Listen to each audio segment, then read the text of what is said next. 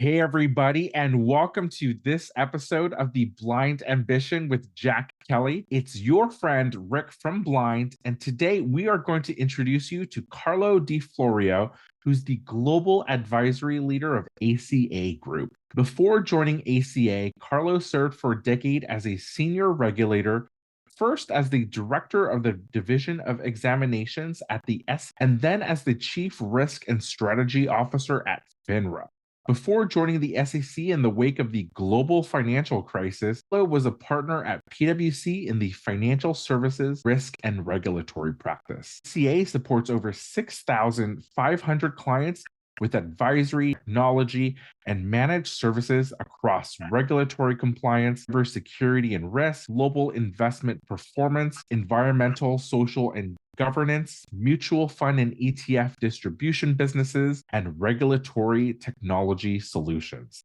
Thanks for coming on the show, Carlo. Thanks for having me, Jack and Rick. It's a pleasure. Carl, it's interesting because the origin story of ACA, if I'm not mistaken, is very akin to like the startups that we have on the show. I remember so clearly, I was given as a recruiter, ACA, we ask, hey, can you recruit for, XYZ type person? Now, this was way before the pandemic. This is talking a long time ago. So there's no remote work. And then I would try to have to find people to work all over the place. And it was like the hardest thing at times to get people to move or relocate. And at the time, Carla, right, there's like maybe 3 former SEC people working there.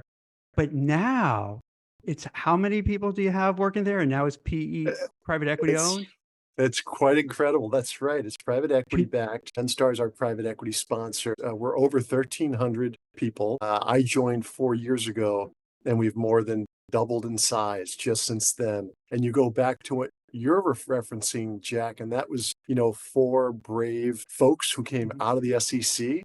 And decided that, when they were doing exams of firms, they saw that firms were really struggling to comply with securities laws and regulations. And the SEC was about to come out with this new rule requiring all investment advisors to have a compliance program, have a chief compliance officer, do an annual review. And those guys just picked perfect timing. They came out, they formed their team, the rule came out, and they were off and running. So it's grown from those 4 folks to over 1,300 people today. You know what's a little surprising too, Carlo, is that to me, I don't want to generalize, but oftentimes regulators seem to be risk averse. But for the founders, they took a big risk because they could have stayed for the SEC for their whole life, make a nice living, nice pension, right? But they risked it all to build it, which I think is pretty amazing. You're absolutely right. And one of them told me just the funniest story about the night he had to sit down with his parents and tell them that he was going to leave a safe government job and go start this firm. And they thought he was crazy. And they begged him not to do it. You've got a wonderful, safe government job. It's interesting. You'll have a pension, you'll have great retirement. But they were really motivated. They were driven. They were energetic, super smart, and off they went. So, take some risk in your career. Does he go back to his parents now and say, I told you so? He doesn't even have to. They just hug him. So what brought you into this space? I got interested in legal and regulatory when I was in college. I was a political economy major. I really liked the intersection of law and business, economics, and society. I had a chance to go live and work in Japan after I graduated college and got to explore that same theme, but on a more global level, and found it fascinating. So decided to come back and study law and really focus on international law and finance. And that led me into a career after practicing law for a few years and wanting to do something broader, led me into a career with PricewaterhouseCoopers. And, I worked with PwC in over a dozen countries around the world, helping firms with corporate governance and risk management, financial crime investigations, regulatory compliance matters, and just loved it. So built my career there. I was a partner at PwC. And then the financial crisis came. It was just so devastating to financial services and the financial industry.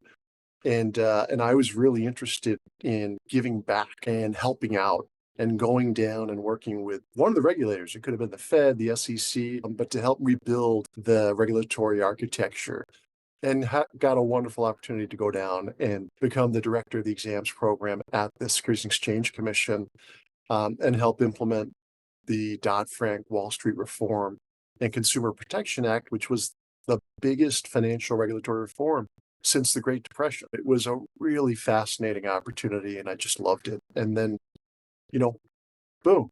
After 10 years in regulation, I didn't expect to be down there for 10 years. Thought I'd do a tour of duty and do my public service, and come back after, 3 or 4 years. You get brought in by the chair of the SEC.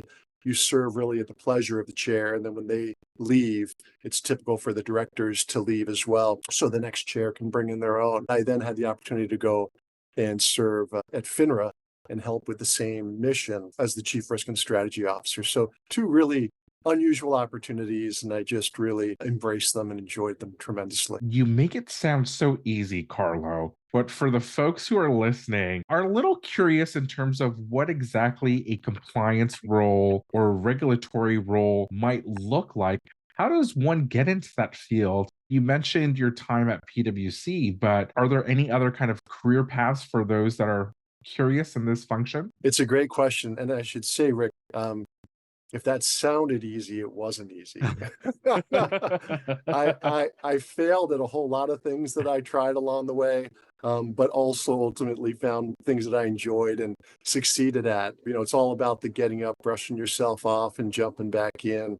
But your question's a great one because nobody who does compliance today says, "Oh yeah, I decided when I was 10 I wanted to be a compliance officer."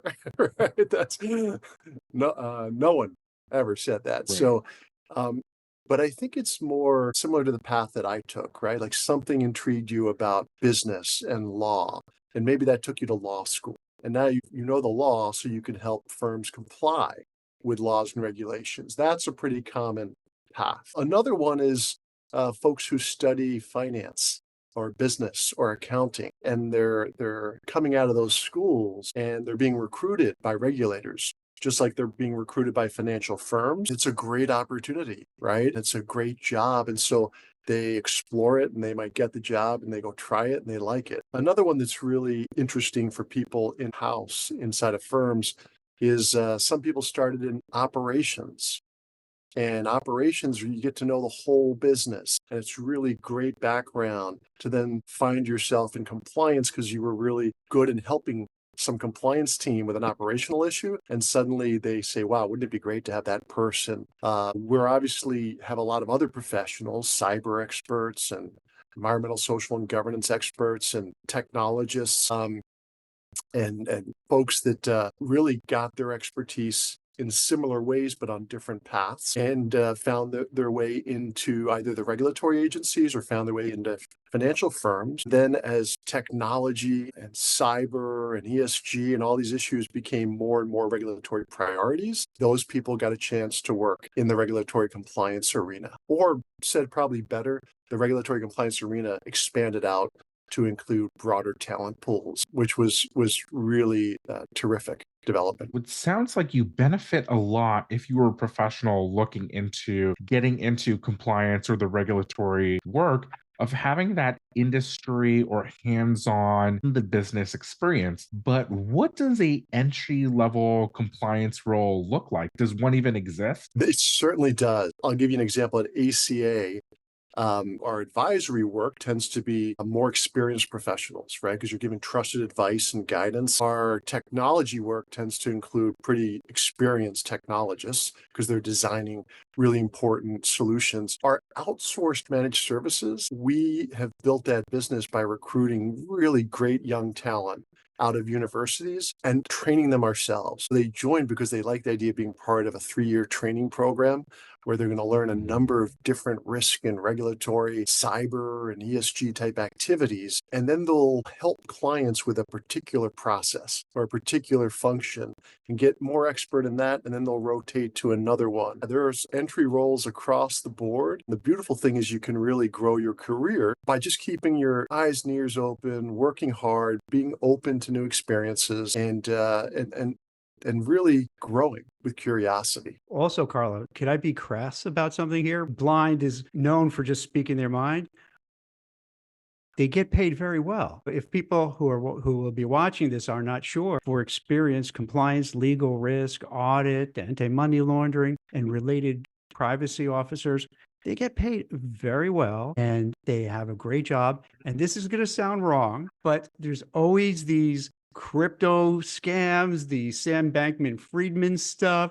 There's always something going on. So their job is, I want to say, kind of safe because there's constantly problems and issues that they need these people to take care of and watch over. It's like the police force. You can't just, defund the police and expect everything to be okay. Everything falls apart. So you need these people because otherwise things get out of control.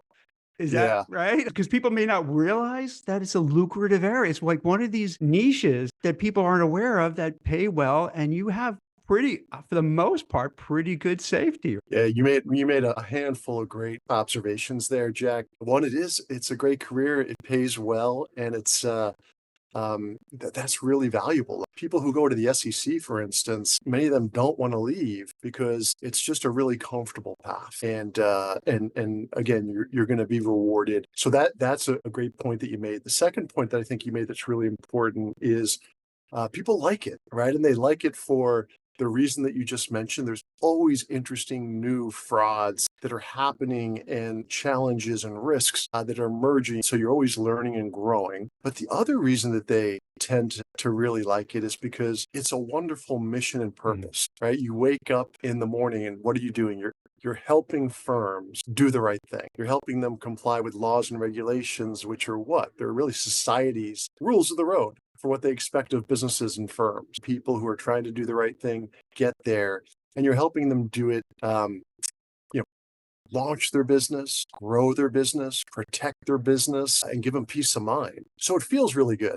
People like the feeling. It's amazing. The ACA consultants are so trusted by our clients. When I joined ACA, within the first, 1 or 2 weeks, I went to our annual conference and I would see, a client like run up and give a consultant a big hug. I was blown away by friendship and the trust and the confidence. There is a really nice dimension to it, Jack, that I think you touch on around what's interesting and why people do it. If you can find work that you find meaningful and make a good living at it and work with good people, you're going to be happy, right? So I think that's a big part of it. Carlo, I remember so vividly, even though this is a long time ago, after 9/11, there's so many people who were in compliance dealing with something called Know Your Customer, KYC, sanctions, anti-money laundering, all these things. And they felt such a purpose to make sure that money wasn't flowing from terrorist organizations through banks to other terrorist organizations.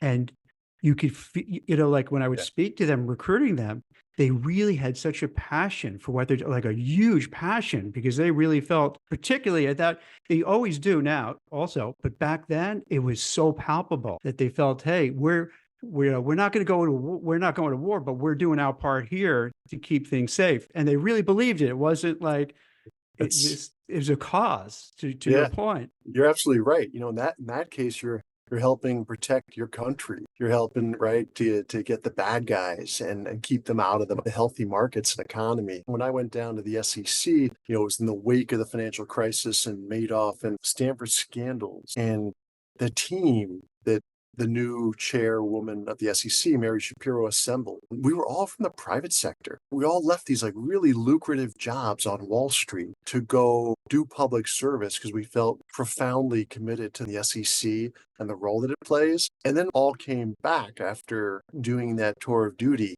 But the fact that people stepped out and went and did that, was just for me a really interesting and powerful message around your point. People feel energized and they feel the purpose and they're willing to step in and serve a higher calling and then step back out. Carlo, I'm going to tease you a little bit because my first impression of compliance professionals is you might think of them as the no police, right? The people at your firm that tell you what you cannot do. But the picture that you're painting is quite the opposite, right? It's one of enablement and empowerment.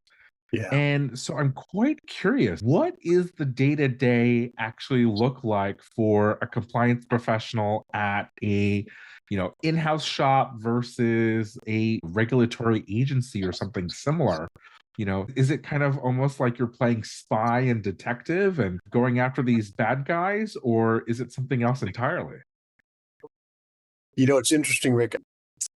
I think it's more problem solving and solutions oriented. I was talking to a friend and colleague who's a regulator. She was thinking about, I really love this experience, but the thing I miss most about being in the industry was here. I go in, I do an examination, and I find deficiencies, and I tell a firm, these are the things you got to fix. But I'm not allowed to help them solve the problems. All I'm doing is I'm finding the problems, saying these are deficiencies, you need to work to resolve them, and we're going to come back and check, right? She was really looking forward to getting back to a place where she's not only helping them identify challenges, but she's helping them solve those problems. And that's very much what I think is the life of a consultant. If you come in to do this kind of consulting, whether it's cyber, ESG, regulatory compliance, risk management, you're helping your client. If you're working in-house, it's your internal client, it's the business. But you're helping them build a good program, identify challenges to that program, and problem solve how to fix them in a way that works for the business, meets the spirit of the regulation, and helps the company, again, launch, grow, and feel protected and have peace of mind. And it's also very vast because it runs the gamut of what private equity, hedge funds, alternative investments, asset management, mutual funds, all sorts of financial institutions, from Goldman Sachs, Morgan Stanley, right? It covers so much ground too. You're absolutely right. And I think back at my career, one of the things that was really fun and felt like you were always growing and developing was not just learning more laws and regulations and risks and how to manage them, but to Jack, your point, you're learning about whole new sectors of finance. I remember learning about private equity, learning about credit strategies, learning about hedge funds, learning about real estate investment. And, you can be a student of the markets and these sectors for life, right? There's always more to learn and understand. There's products, there's strategies, there's different participants in the market. So if you're really open-minded and curious, a career in consulting, a technology outsourcing in finance, or really any industry, you're going to love it because there's always ways to learn and grow. Now, does it ever feel like disheartening because you almost have to play like a cat and mouse game? It almost seems like what you're describing is very reactionary, right? Like you're waiting for someone to slip up, or you're waiting for a law to change, or because the industries that you're describing on one end, they're very stable. Everyone understands what they're all about, but they still change yet even to this day. How do you and stay relevant? You're very involved with technology, Rick, so you'll appreciate this, but it's just dramatically changed the game and continues to change the game every year. 20 years ago, if you were legal or compliance or risk person, you maybe had your Microsoft suite open. You probably had a backpack, paper and pads and pens and things like that. If you didn't stay adept with technology over the coming years after that, you would have just become a dinosaur. And so learning new technology, learning the implications for risk and compliance, getting comfortable with deploying those technologies, understanding how the systems work, the data analytics works. I was brought down to the SEC by Mary Shapiro, in part because she really wanted to bring those industry best practices that we were helping clients with from PwC. A lot of that involved, regulatory expertise, but also technology, surveillance, right? Whether it's financial crime, AML, like Jack's talking about, or insider trading and market abuse surveillance. Those technologies have blown up the landscape, and learning about those and being on the cutting edge of those is really important. ACA is a great example. We started out with regulators who were really good consultants. And then when the financial crisis hit, private equity looked at regulatory compliance consulting and said, that's going to be a big need and a big industry. And so we had a private equity firm come in, and they helped us move from being a compliance consulting firm to being a compliance consulting firm that also helps develop technology solutions for our clients. who are compliance officers, risk officers, and the like. That was a big build out of a part of our business that if we had just stayed complacent as compliance consultants, the industry would have passed us by because they needed technology solutions. The same thing happened, when the next private equity firm came in. They said, well, a big trend is outsourcing. Are you guys ready to help all these firms that want to have nimble operating models and not build big infrastructures when it's not core to their strategy, but want to outsource it to a really trusted brand? Are you ready for that? So we built that capability. Same thing happened when cybersecurity became a really big issue. There was a group that came out of Goldman Sachs and started a company. They wanted to focus on the same clients. We acquired them and they became our cyber arm. We did that because we had private equity backing that was willing to invest. We saw that as something that we really needed to get in front of if we're going to grow and be relevant. We do so today as well with ESG and a whole host of other AI applications that we're incorporating into our technology. So that constant growing and changing is really important to a successful career and a successful firm. To the beginning of your question, yes, sometimes it's cat and mouse. I'll give you an example. When I went down to the SEC after the financial crisis, it was in one way a nice moment where both sides of the aisle in Congress wanted to see regulators be strengthened and modernized so that this would never happen again. So they dedicated and allocated to the SEC in the Dodd-Frank Act a whole new budget just for technology that would be replenished every year. We got to, in a way, turn that cat and mouse game around. It used to be that the industry had the best technology and we were playing catch up all the time, right, in our chase. But this allowed us to implement really great market surveillance tools to identify insider trading and market manipulation and fraud and abuse and conflicts. And the industry started to say, well, wow, we don't want the regulators coming in with better technology than we have because we're not investing in it. So it really just elevated practices across the industry. Part of it is that cat and mouse game and making sure that you're comfortable enough with your program that when the regulators come knocking on the door, you're going to be okay. So going back when you mentioned fine, can you share some crazy stories? And you don't have to name names or companies, just wild stuff that goes on with traders, with bankers, with brokers, all sorts of just stuff that you're like, I can't believe this goes on.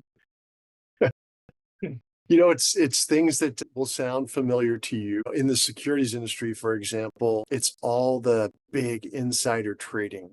They never really go away, they just change. So Can you share what insider trading for people who may not know? Insider trading is when a firm or individuals who have access to material non-public information they're not supposed to be sharing, share that information for purposes of advancing effectively their own wealth. If you think back to the East, it was the Michael Milkens and Ivan Boeskys. If you think back to when I was at the SEC, it was the Rajaratnam scandals and the hedge funds. Wait, for that one. Wasn't that the story where this really wealthy hedge fund guy was on the board of directors? I could be telling this wrong, was the board of director of Goldman Sachs. And then at the board meeting, he heard about some event, ran out to tell his traders to buy stuff on inside information. And then his whole career was just whoosh. What's interesting about it, Jack, is that's a different matter, but it was related to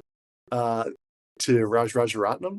Mm-hmm. And that's how the web works. Everyone's looking for that edge and that bit of information, wanting to get a trading advantage. There's big market abuse and manipulation scenarios. Traders are buying commodities and futures on one market and then quickly going to another market and buying related instruments that are manipulating those markets so they can benefit from that manipulation. There's financial crimes where fraudsters or individuals or companies are using the financial system and the banking system to perpetuate their crime and then launder their funds. So this is kind of the AML that we were talking about earlier. It started with obviously the big drug cartels that were doing that, but it's evolved into all sorts of nation states that are engaged in crime and cyber breaches. Getting their wealth and they're laundering it through the financial system. They're using cryptocurrencies that make it even so much harder to track and monitor. These are the kind of schemes that are happening every day.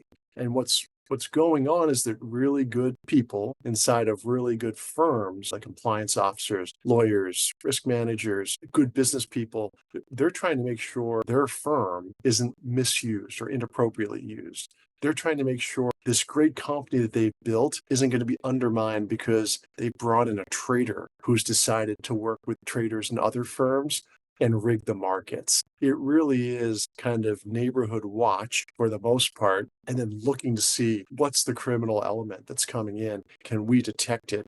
Can we escalate it? Can we address it? Sometimes you need to bring the regulators in to do that. You need to bring Homeland Security in if it's a cyber issue, or the Department of Justice if it's a criminal matter. All sorts of fascinating examples and scenarios, but no shortage. These things never seem to end. So it keeps full employment, which is a very positive thing, right? Yeah. Yeah. It's man invented the wheel and then invented fraud right afterwards.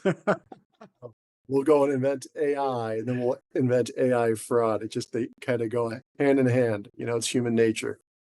There's always going to be that element.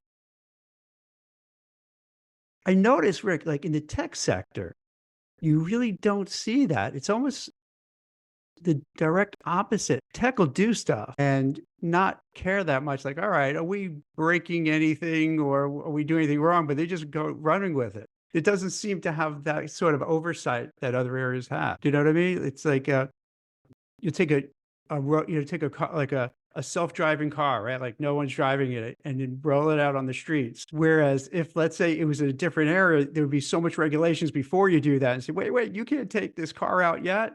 We got to really have like really inspect it and make sure everything's cool. Yeah, like they'll just let's do it or ship this technology and it's okay. It's such a different world. Does that make sense, Rick? I think it's a bit different than the financial services industry, where I suspect with software and tech, a lot of it is just new. A lot of these concepts are quite novel in the sense they exist in a quote unquote gray area. For the example of, let's say, self-driving cars, we have cars, but there's never been no driver. So if something happens, who do you blame? Is it the folks that programmed it? And so I think because by its nature is always kind of pushing at the boundaries and thrives in these quote unquote edge cases, it can be quite challenging even for them where they want to do the right thing, where they don't know what frameworks to use or what structures employ or which folks to ask, which I imagine, Carlo, is the strength of your firm because they can seek out experts like you to give that, guidance or even point them in the right direction. Yeah, it's that's right. And we work with a sliver of tech, which is fintech, Right. because they are trying to figure out, okay, as you guys were saying, technology isn't as regulated as financial services, but if they're going to be disruptive and play in the financial services industry, they're entering into a highly regulated place that scares them to death. More broadly, Jack, to your point, right, technology hasn't been as regulated. And we saw, for instance, with IBM back in the day, Microsoft 20 years ago, and now we're seeing it with Google and the other big tech companies. Congress is starting to say, you know what, big tech, you have such a big impact on society. And you control so much of our information, our data, our kids, and the way they interact with technology. Maybe it's time to regulate, have standards. And that is so scary to technology because technology loves to innovate and create and move fast, right? But it's going to slow down if they get regulated. Fintech, our experience is similar. When I was at the SEC, I implemented a program, again, lesson learned after the financial crisis. Regulators weren't engaging enough with CEOs and boards of directors. So when things were going south really quick and people wanted to understand what's happening, engagement wasn't happening, communication wasn't as good as it should have been. So I implemented a program where we would get together with the senior management team, members from the board of directors, the chairs, the risk committee and the audit committee, compliance committee. And we would talk about risk and strategy and where the bank was going and what were the big issues and concerns and how were they addressing them. I remember when the theme for like a year, we focused on the top 10 large financial institutions. The theme was fintech is coming at our business and it's coming hard. and it's going to be disruptive. And we are, figuring out how do we defend our business and how do we get involved in fintech. And that was kind of a theme for about 2 years. And then the theme changed, and it was, you know what, fintech came. They realize it's pretty hard to be regulated, and they don't want to be regulated. They don't want to learn that, invest in all that money. It's a big moat that actually protects the financial services industry. So suddenly they were all talking about how to partner together and share in the opportunity. And I think that's a good example of how technology and finance intersect, but there are challenges and you do have to navigate it really carefully. Can you help us bust a few myths about the compliance profession for folks that, are a bit more new to it? So you introduced a great one, right? Kind of the office of no.